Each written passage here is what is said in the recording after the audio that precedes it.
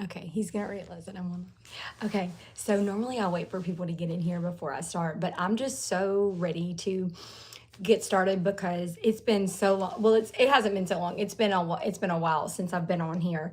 The last live stream I did was just the chickens because I'd been like, I think I had mentioned before that I'd kind of been like self-conscious, just about my hair and everything for a while. I say for the longest time, like for a while it didn't bother me much. I was like, everybody's like, oh, you're rocking that hair, or then, like no hair, whatever. And I mean, I kind of just felt like, I don't know. Anyway, point of the story is like, we just kind of go through phases, I guess. And so for the longest time, I was like, I was rocking it, but then I just kind of got like self conscious about it. And then also, like, when I get anxiety, I pull at my hair, which is one of the reasons that I shaved it in the first place.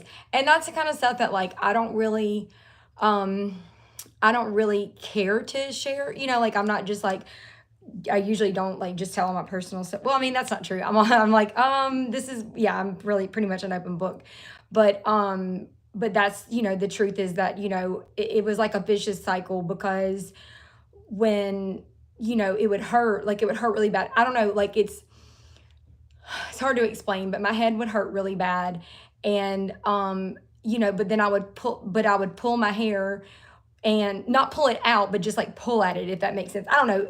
Everybody, like anybody, like weigh in if anybody out there can relate to this. I don't know if it was like, I don't think it was. Well, I know for a fact it wasn't just drug related because I still struggle with it now. But, I still have anxiety sometimes, but not very bad. But anyway, point of the story being, I had and then also I had a roommate.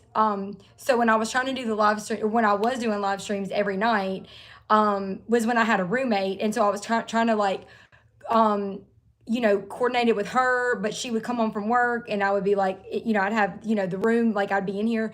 And so it's crazy because like when she moved out and I had this whole room, this big room to myself now, I haven't done live streams yet since, So my the lady that runs the house, or like our house mom, or she's like my mom, which is funny because she's not that much older than me, but like I look at her as like a mother figure, but like a good one, not like the one that I actually had. But but anyway, she was asking me a minute ago, she was like, what's your topic gonna be today? And I was like, honestly, my topic is going to be, I haven't been on here in forever. Ever since I said I was going to be consistent with it, I haven't been on here. So I want to talk about, I guess if I had to pick, the topic would be being consistent in your recovery, but then also cutting yourself some slack. When you're not able to do everything, don't. It's like it's good to set goals and ask, like goals and have like a things that you want for yourself, but like don't be too hard on either make them realistic, or don't be too hard on yourself if you fail, or just kind of don't, maybe it's not, you don't do as good as you expected to. um I don't know if it's everybody, but I know we addicts in particular, like for sure. Welcome in everybody, by the way. It's like you guys just jump on here all of a sudden. I'll have nobody and then I'll have like 7,000. It's not really 7,000. Hello. Hey. Hello. It's like you guys just come in all of a sudden. I love it. I do love it. Where's everybody from? How's everybody doing? Okay. Nice. New Jersey. I went to New Jersey once. I had a really good friend from high school that graduated from a school. Actually, she coached a college basketball team in New Jersey. Florida? Nice. Oh, wow. California. Oh, my house mom is from California. She's actually here right now. What college? I don't remember because it was like 100 years ago. I think it was a junior college though. I'm trying to think of the name of it. I really couldn't remember. I was like 18 when we went to see her graduate. Um, yeah, nice. It's nice to have you guys in here. It's nice to have. Okay, so tell me if you guys, if anybody knows anything about this. So I have been having issues trying to get. I don't have a vehicle, so I've been trying to get to AA meetings, and I've been kind of, I don't want to say slacking, either slacking or like struggling lately.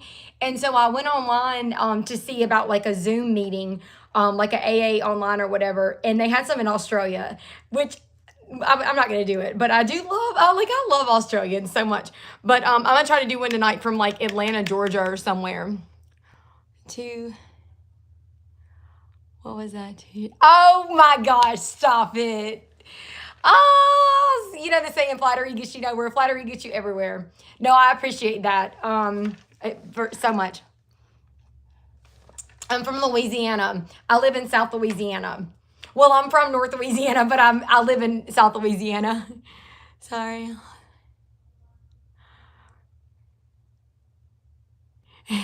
It's okay.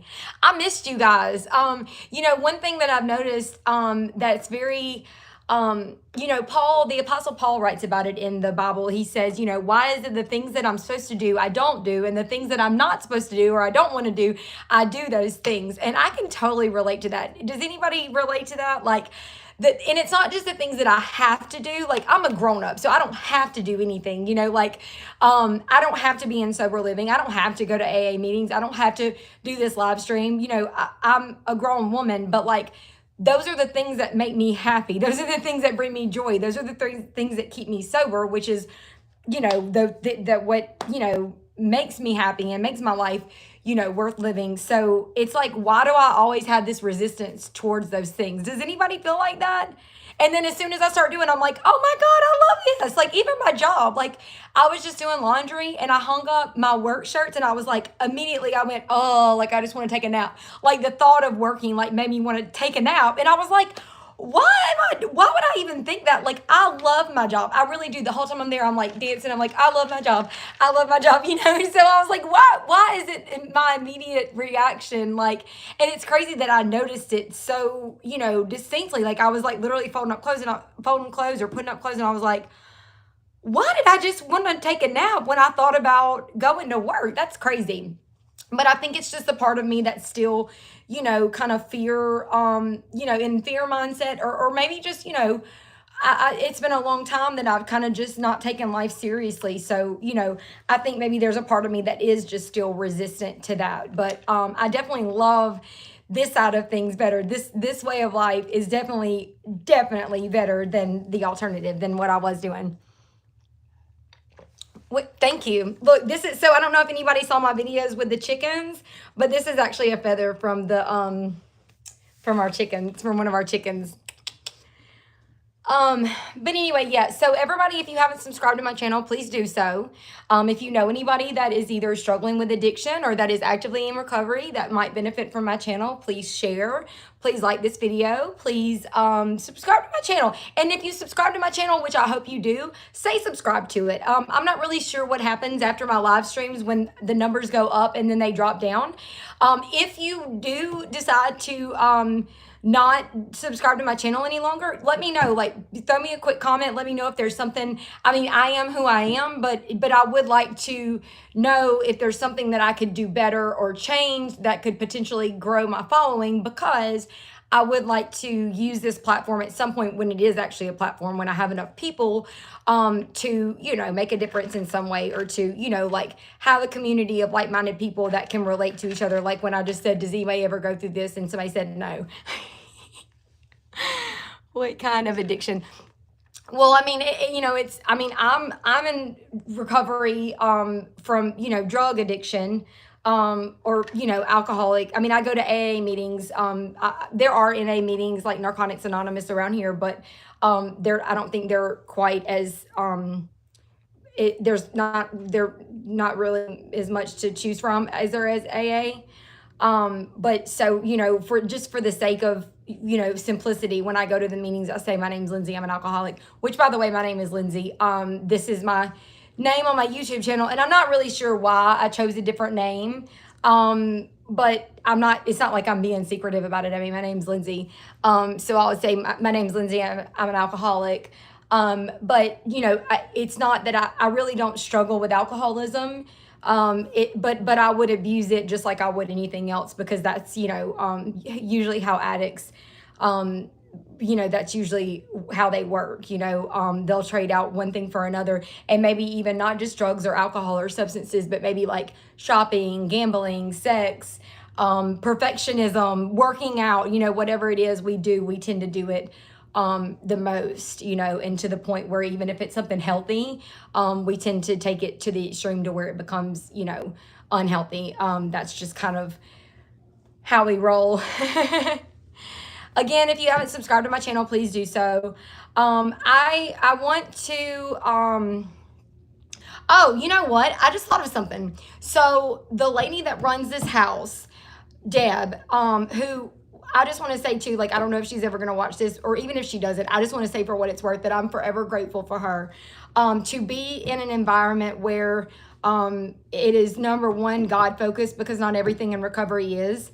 It's not a requirement. You can be you can be a recovering alcoholic or a, drug addict and not have God as your center, like focused, like your main focus. Even AA says, a God of your understanding or a higher power. So it gives you that freedom. But here in our house, we are very much Jesus based. Jesus is the center of our, our fellowship, or I don't know what the word would be. I'm not much with the words, but tonight we actually do a Bible study. Thank you. Oh my gosh, thank you. Tonight, we do Bible studies on Tuesdays. Let me see. I was just seeing what time it is, because I got to kind of be aware, keep an eye on the time.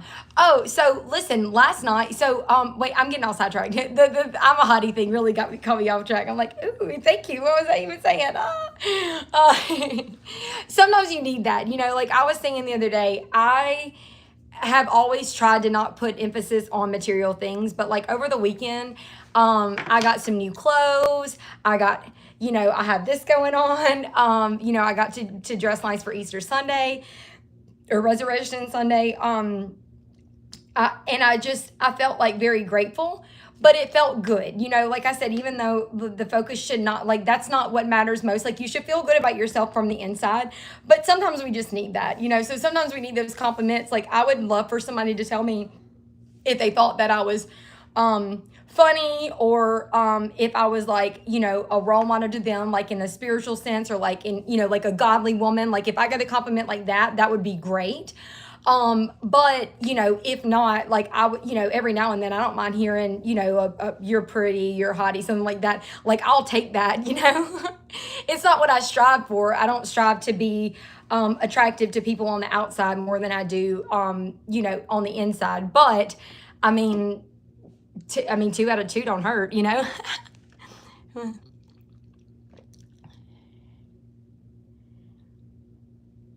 Oh my gosh. And she's back. Oh my gosh. I am.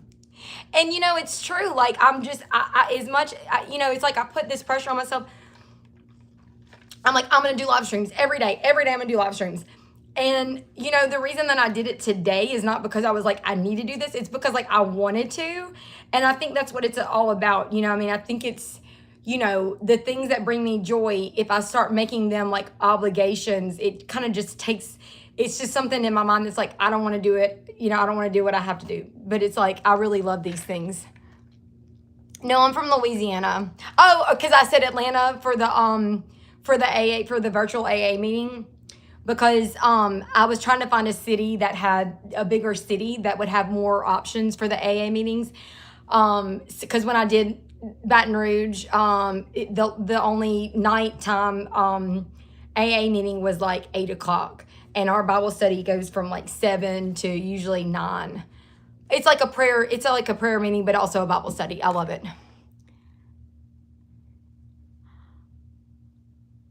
Yay! Congratulations. I love to hear that so much. So I will be, let's see, it's crazy is that the weeks are like flying by. Like since I've been here, it seems like time flying like so fast, but it doesn't seem like my sobriety. Like it seems, I'm like, surely I should be getting another chip soon. And I'm like, no, it's still not time, but I'm trying not to rush it, like, and I'll tell you this is kind of me being, not being negative, but I found a 6-month chip the other day when I was going through some of my old stuff. I found a 6-month chip the other day, and it was, I hate to say this, but it was very discouraging for me because, now, being in recovery this go round, which I really feel like this time is different. I really, really do. But I don't even remember getting that 6-month chip and seeing how difficult it's been, or how rewarding it's been, getting a 1-month chip, a 2-month chip. Like it seems like it's such a big deal. The fact that I made it to 6 months of sobriety, got that chip, hung on to it, and then relapsed in a time frame where like it wasn't even significant to me. Like I don't remember it. Like I don't know when it was. That was kind of disturbing to me. Because I feel like if I, like right now, if 4 months from now, because I'm like 2 months over, almost 2.5 months over, whatever. If I was sick in 4 months, when I'm 6 months sober, like the rate I'm going right now, like the rate I'm going right now, like where I am in life, like in my recovery, in 4 months, if I were to relapse, that would be devastating. Now I know it's always a possibility, but it would be devastating because I've worked so hard to be where I'm at right now. I see so much, I see my life, like I see so much potential and so much, so many things that are just like, that would not be, like, I mean, it's just like night and day, it's just like my life is finally on track and everything. And so I'm like, to think that in 4 months I could relapse like I did whenever I had that 6-month chip and like not even think about it, like just go on living my life. It's like, that's crazy to me. So, and I think it was in 2020. I'm pretty sure that's when it was. But God, that just was like, that just kind of threw me for a loop a little bit. You're from Iraq? Wow. What time is it there? It is almost 6:00 p.m. here. I have to go put the lasagna. So I made lasagna from scratch today. Well, yeah, no, I did. And I finished it earlier. I took it out of the oven a couple hours ago and let it cool off. And now we're going to grate cheese to go on the top of it. Grate. Is it grate cheese or grate it? We're not going to grate it like I'm not a teacher. We're going to grate cheese and put it on top and then just throw it back in the oven for a minute. And we did garlic bread and not Caesar salad. We actually got lettuce and stuff, but we had some Olive Garden salad dressing that we're going to use.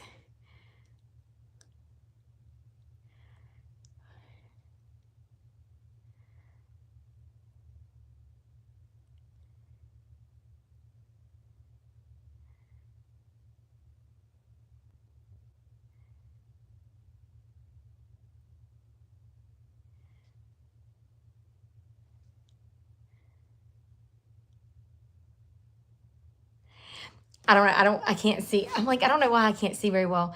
But so what made me choose Jesus is,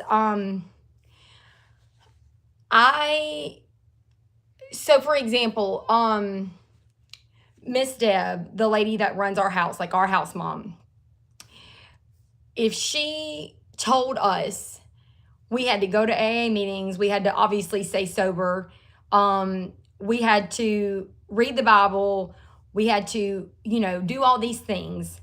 And then she was like, well, like I've never been an addict. I've never went to rehab, like I don't, I can't relate to y'all at all. Like, what I'm saying? Like if she had never been through those things first, it would be really hard for me to just do all these things like who are you to tell me to do all these things when you have no idea what it's like to be in recovery? So, and that's not the case at all. I'm using that for an example because when you know Jesus and when you follow him, he's never going to ask anything of you, or there's never going to be anything in life where you can't relate to him. So for example, like, if and I say if, but like not if, like absolutely, when I am going through something, like when I feel like people are slandering my name, which happens a lot, when I feel like people are like falsely accusing me of things and, um, just really making me out to be somebody that I know I'm not. I know that Jesus went through that too, but like to a much larger degree.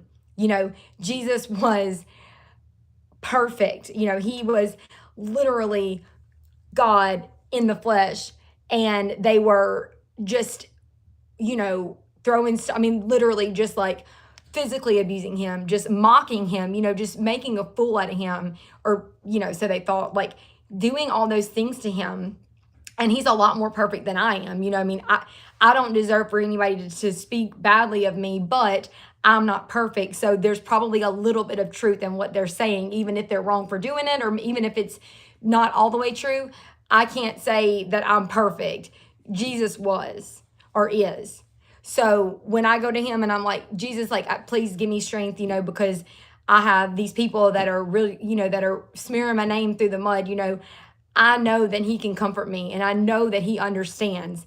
And I know that I can get through it because he did. And then he did all that so that I would have someone I can follow, an example that's actually, he's not a hypocrite, like Jesus practiced what he preached. He walked the walk. He didn't just talk the talk, and thank you. Thank you so much. Um I don't I went through phases. I've had a relationship with God since I was a child. But there were a few times in my life where I struggled with, what I truly believed in. Like, do I really believe that the Bible is, do I think it's a metaphor, or do I believe those things really happen? Or do I believe that there's a heaven, but there's not a hell? Like I had, there, your hair grew. Yes, it could have.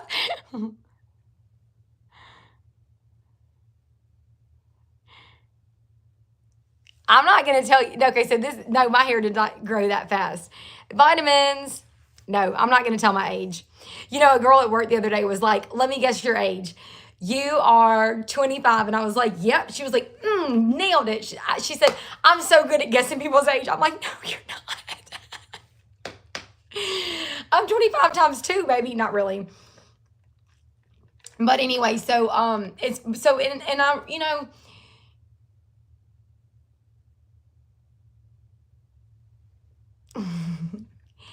I'm glad that somebody asked why I chose Jesus. If that's what it said, I'm pretty sure that's what it said. And I'm glad that somebody asked that, because what I was going to say is I am so glad that, first of all, I'm so glad I serve a God that gives me the choice, the freedom to decide on my own. I know that God forgives me for doubting him, and I did. And I'm not proud to admit that, but the fact is I really did. There were times that I questioned, all of it, I mean, in my addiction, like like this year, like literally the beginning of this year, I had some, I'm sure y'all probably maybe saw some of my old videos. Like I left them up, but I hope that nobody sees them and believes that anything that I'm saying, there's any truth to it, because it got really, really bad. Like I felt so disconnected from God, and so it made me doubt everything that I believed in. But it wasn't because he had abandoned me, or because he's not real, or he's not the God that I thought he was. It's because that my addiction had me so separated from him, that my life was so entangled in, like just sin was ruling my life and separating me from God, to the point that I didn't even realize that's what it was. I just thought, well, I'm obviously something's wrong here, and it must be God, because it's not me.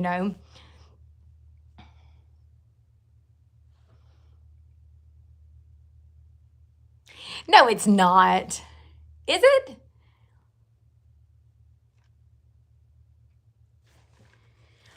Anyway, is it the hat?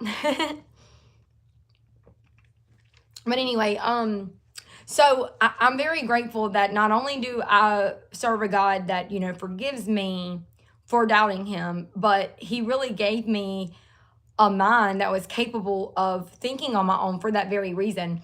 I could serve a God that says, the Bible does say, like, thou shalt not serve any other God besides me, but he doesn't, like, there's no consequence to that really in this life.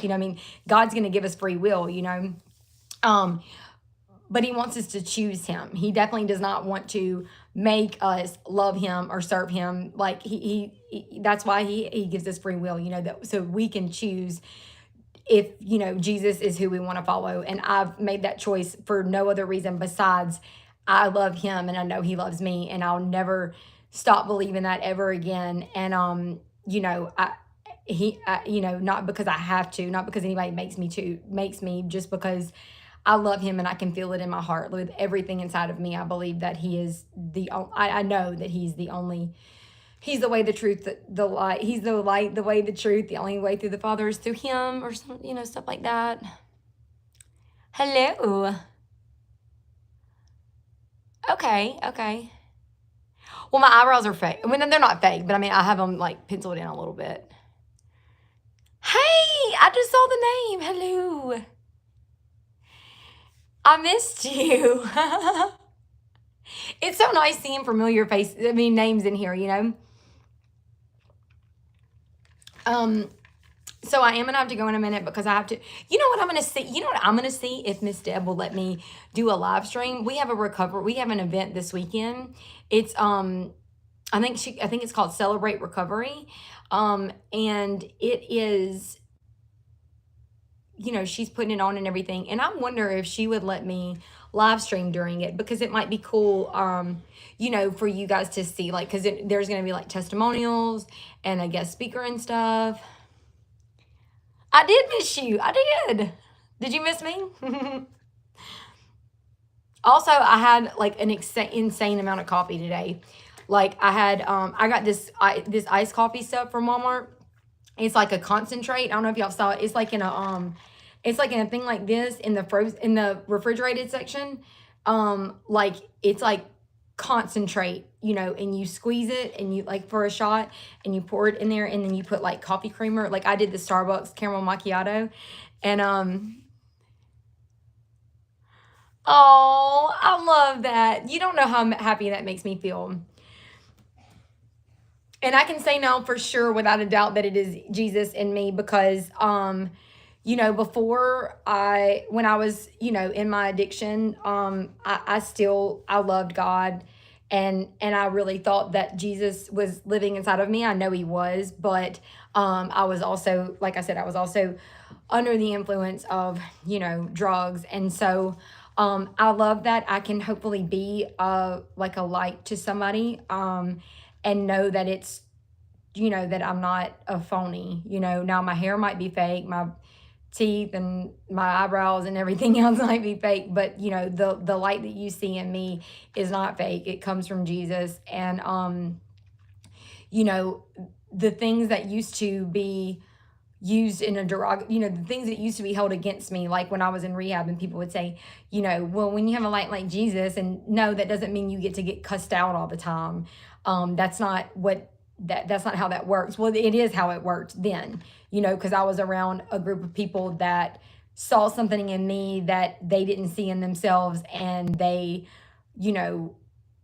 like, attacked me for it and made me feel like made me feel bad about it. But now I'm around people who are like-minded and, know God and want a relationship or have a relationship with him.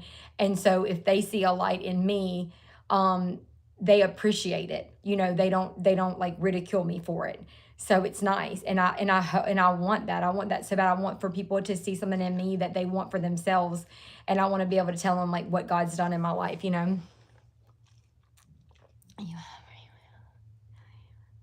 Yes. Yes, and I would never force my beliefs on anybody else. I I would never force my beliefs on anybody else. My hope and my prayer is that I can live a life that would speak for itself. That people would see me and respect me and see something in me that, they, if they were searching for, like say they were had doubts about religion or God or whatever, if they asked me like, what do you believe, and I could tell them, I wouldn't have to say, well, this is what you need to believe. They would just say, well, it's working for her, like I want that. Like I want a relationship with a God who can, completely understand me and who loves me and who will never abandon me, and all that stuff.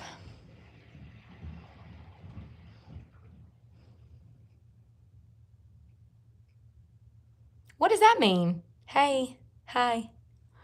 I love the emojis. Oh, so I don't know if anybody has an iPhone, but I just saw that there's like a if you go to your emojis on an iPhone, there's this little like fortune cookie thing. You can click on it and you can make your own emojis like from pictures on your phone and stuff. I've been going crazy with that lately. I have pictures like of me and my dogs and stuff, and like I'm just sending them out like emojis all the time. I love it. So just just a little heads up if you want to try that out. So anybody else out there a Jesus believer? What's y'all's tell me what you believe in, and tell me, if there's something that like a challenge maybe, or something, that you can, just some tell me something that Jesus has done for you. Tell me the reasons why you love Jesus, and what it looks like in your life, and how how he is saved you and brought you out of the darkness and stuff.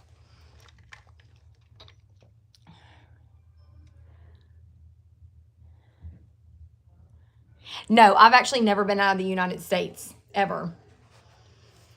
It's kind of sad. It really is sad though, because you know, I really I'm not proud to be an American. I shouldn't say that. I think we're very entitled as a whole. Like in generally speaking, I think that we're very entitled, and I think that going as much as I believe that I want to be different. I think that going to other countries and seeing how they live would really change my perspective. It would help me just to really be grateful for the things that I probably can't help but take for granted here. Like I'm very grateful for the things I have, but like, it's things that I've had my whole life. So I probably would be a lot more grateful if I actually saw with my own eyes, like, the people in the world that don't have, that are just not as fortunate as we are in America. Yeah, so what God means to me is, I read the Bible, and what God means to me is, everything that is in the Bible, I believe. I try to keep his commandments as best I can. When I mess up, I ask for forgiveness. I see that the things that the Bible tells me not to do or to do is for my own good. It's not because he's this bossy, know it all, mean jerk of a, God that wants me to do all these things and makes it impossible and says that I have to be perfect and all those things. It's the fact that he knows that for me to live a life that's, fulfilling in any way, that the things that he tells us not to do are the things that are going to hurt us and help and hinder us from living that life. So, my God is compassionate, he is forgiving, he is loving, and it's and not just conditional love, it's unconditional love. Like no matter what I've done, no matter how bad I think I am or how bad I've been, or what I've done or anything like that, he loves me regardless of all that. And no matter how bad I've messed up, he forgives me no matter what. But he is also powerful, and he's just, and he is going to there's going to be judgment that's going to be passed on everybody in the earth, according to the Bible, and I believe that. And so even though he's loving and understanding, that's not something that I take for granted. I don't think I can just go out and do whatever I want and just tell God I'm sorry. I want to live a life that one day when I stand in front of him and he basically judges me for everything I've done in my life, that I can be proud of that and be rewarded for that in the afterlife.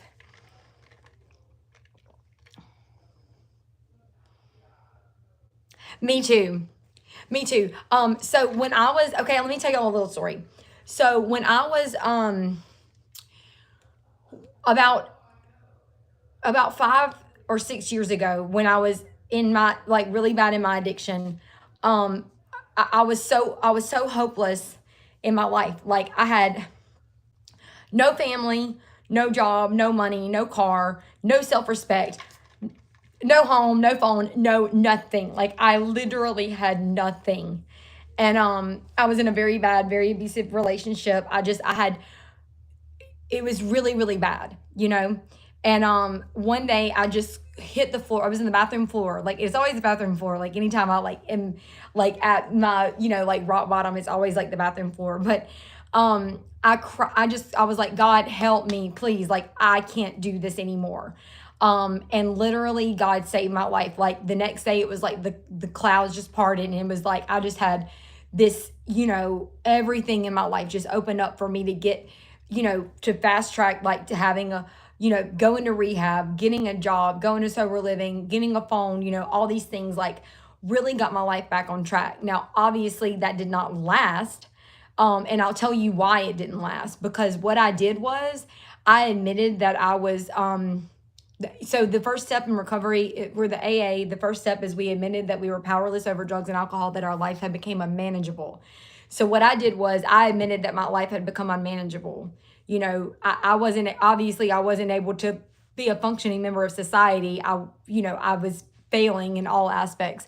So, what I did was, I worked the program, I worked the steps, I went to rehab and everything to get my life back on track. But I never truly accepted that defeat. I never truly accepted that I was powerless over drugs and alcohol. And so, to give my life completely to my will and my life completely, to surrender it to God, I never did that. I didn't back then. I just said, yeah, my life is unmanageable, and, drugs are probably a part of it, but really it's just me getting away from these people and all that. So fast forward to this year, when I hit my knees this time and was like, cried out to God, like, please help me. This time it was not for to get back on track in life. It was my salvation. I truly believe that it was my soul that was, you know, in need. Like, I think I was at a crossroads where if I didn't change my life, I was going to lose God forever. He was not going to be able to save me, because it wasn't that I was, it wasn't that I couldn't go through life anymore. Like, I needed a job or anything like that. It was that I was so lost.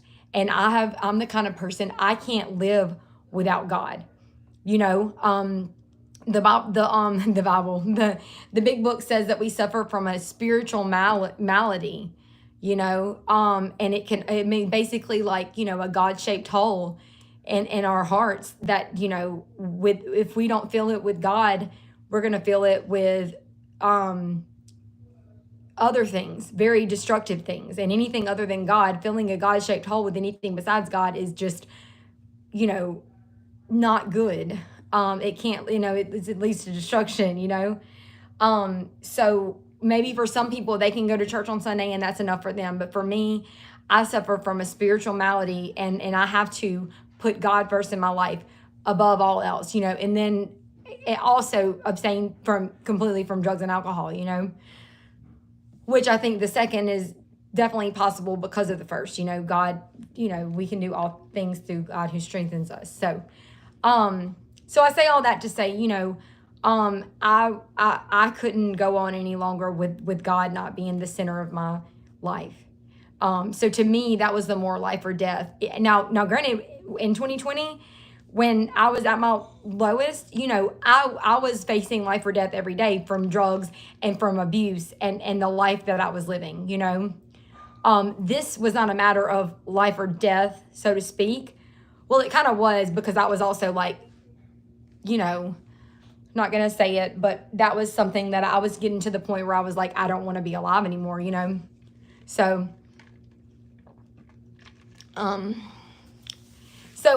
if you have ever, if you owe your life to God, if you've ever been at rock bottom and he pulled you out of that, whether it be in the literal sense or figuratively, you know, if you've ever called out to God, which I truly believe if you've ever called out to God, he's responded. He's answered you, because that's just if you serve the God that I serve, you know, like that's what's going to happen. But if you've ever if you have a story like that, if you can, you know, tell me you know, how he's worked in your life, I would love to hear that. And, you know, you guys can comment on this. I think, you know, after I post it, like on the replay, on the repeat, you know, you can go on there and comment. Like, I want y'all to.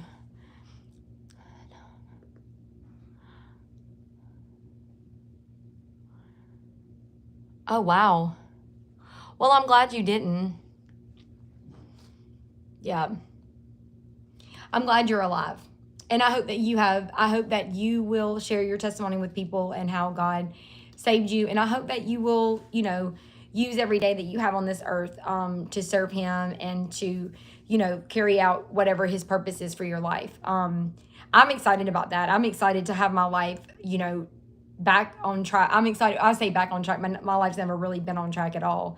But I'm excited about the, you know, the having the opportunity to actually do something with my life, but for God, you know. I mean, I'm not trying to make it, you know, in the corporate world or have a, you know, huge savings account or anything like that. Now, I mean, those would be nice.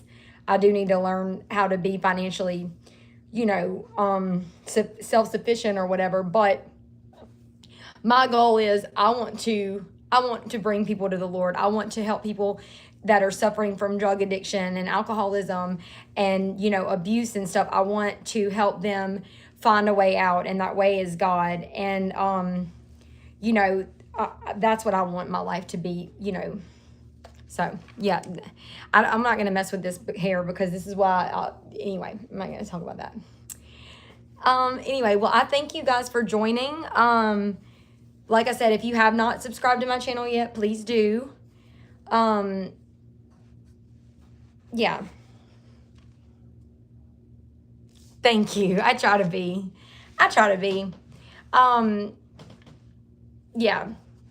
And also, you know, y'all do me a favor. So if you pray, I have a friend that is a very, very good person. You know what made me think of it is when you said kind, it made me think of him because he's a very, very kind person. He, you know, he's never done anything in this world besides you know, he's never done any harm in this world, you know. And not only has he always been a good, kind person, but he's recently gave his life to the Lord and, you know, gave up, you know, drugs, and is like, if he wasn't perfect before, not perfect, but like he's really doing even better now, you know. I mean, he's like a really, really, you know, like somebody that I admire for his, you know, like integrity, I guess you would say. And he's just, it's not, you know, life is not going his way right now, financially, but, you know, just, I mean, it's like, you know, he just keeps getting kicked while he's down, it seems like. So I just want you guys to pray for him, because I know that, you know, I told him last night, I said, you know, Jesus says, in this world you will have trouble, but take heart, for I have overcame the world.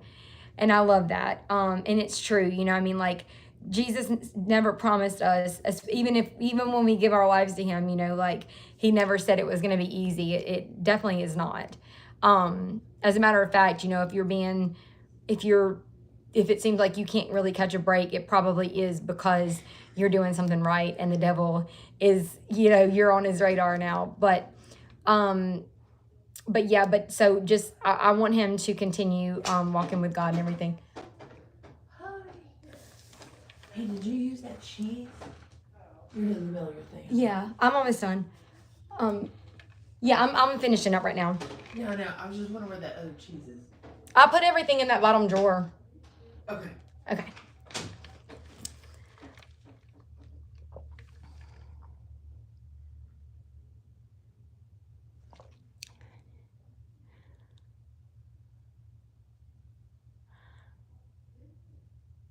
I don't know what that last one means. All right, thank y'all for joining me. I'm about to go. We're about to have dinner. I made lasagna. Aren't y'all proud of me? Okay. I love y'all. Thank you. I feel like I didn't really. Oh, like the title of the video says. Don't ever forget where you came from. You know, if you have a testimony, if God has brought you out of the pits, you know, don't ever forget how far down you went. We don't want to dwell on the past. We don't want to live in the past, but we definitely want to remember what our life looks like without God in it. Okay, and with you know, while we were in our addiction and stuff, like we need to remember how much better it is on the side of it, because it is so much better. Okay, thank you guys for joining me. I'm gonna try to. Well, I'll see y'all soon. Okay, love y'all. Bye.